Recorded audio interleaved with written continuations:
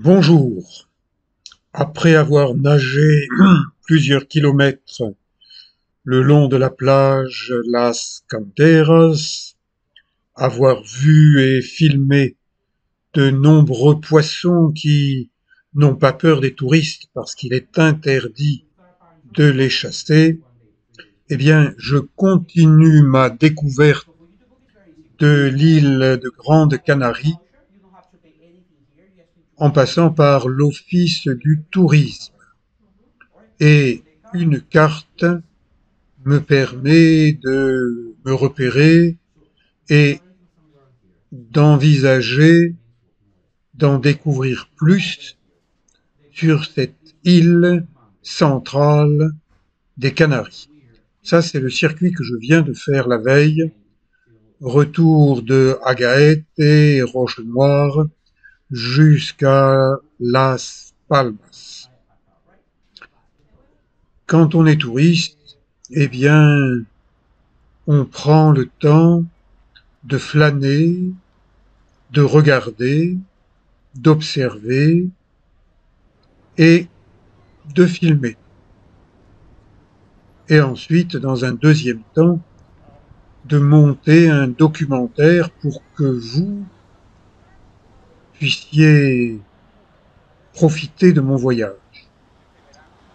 Une carte, je suis ici sur la plage des Canteras, des carrières, d'une barre rocheuse qui protège cette grande et belle plage des grosses vagues. Donc, on peut se baigner tout au long et il y a des immeubles, de la lumière, des couleurs.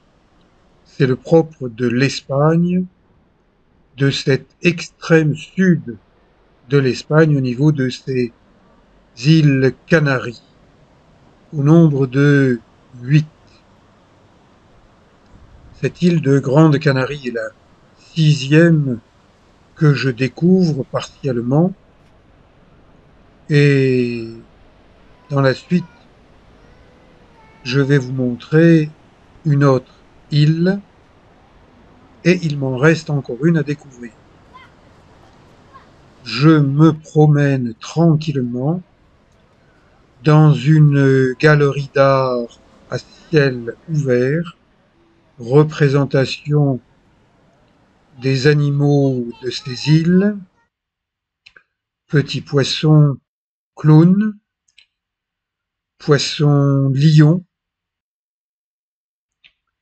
des plongeurs, un poulpe.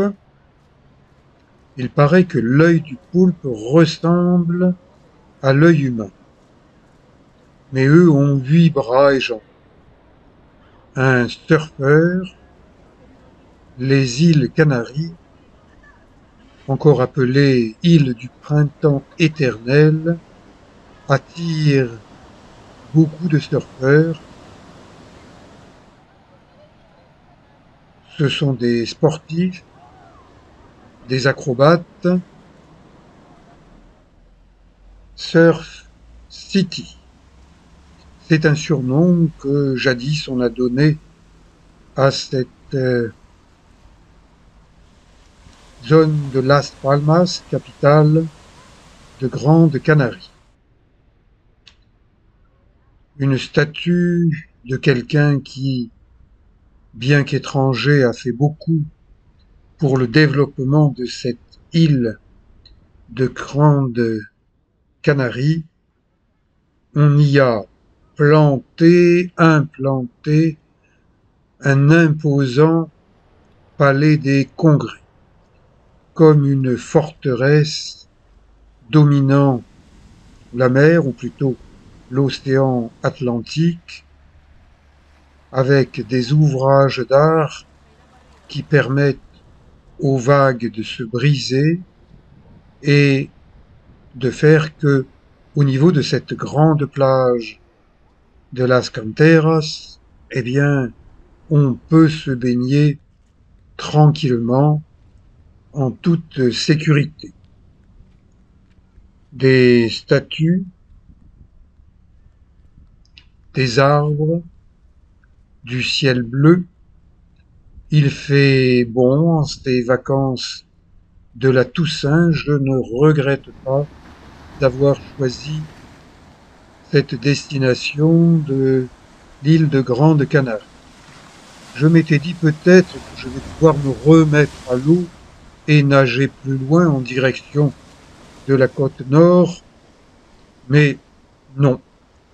Ces vagues, ces rochers ne me conseillent pas de nager, donc je continue à me promener en touriste avec les yeux grands ouverts sur ce secteur du Palais des Congrès avec de multiples bâtiments.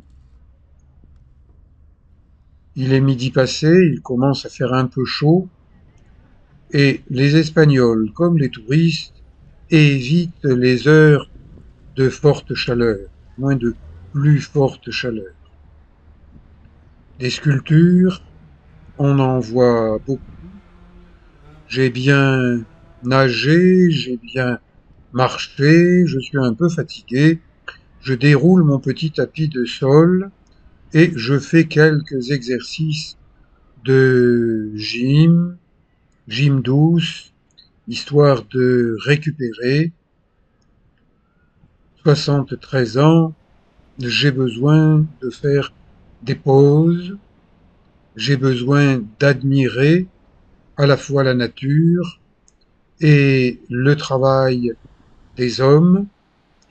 Je dis au revoir à cette forteresse du Palais des Congrès de Las Palmas et plutôt que de rentrer à pied, il y a pas mal de kilomètres par rapport à mon hôtel, eh bien, j'emprunte un bus, non pas un bus touristique, mais un bus citadin.